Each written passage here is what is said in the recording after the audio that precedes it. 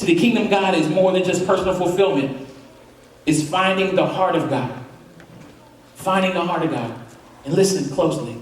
And when you find the heart of God, you've just found your reason for being here.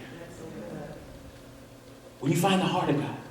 I told you guys, I've now been an ordained pastor for going on 5 years now. It's crazy that it's been that long.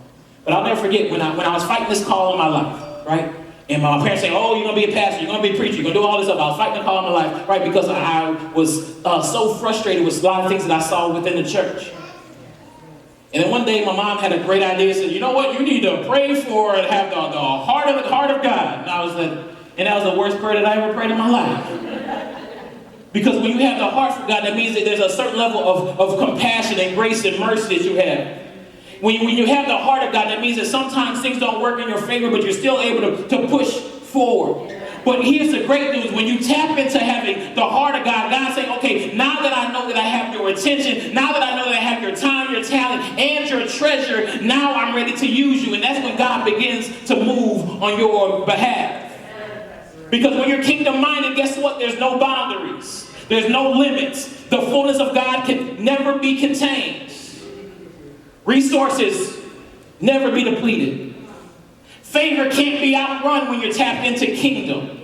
Demons shake when you tap into kingdom. Families change when you tap into kingdom. Generational curses break when you tap into kingdom. You're surrounded and you're stable when you tap into kingdom.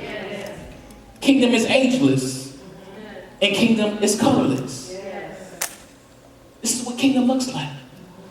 Where all different races can come together and worship the same God because it's about kingdom business.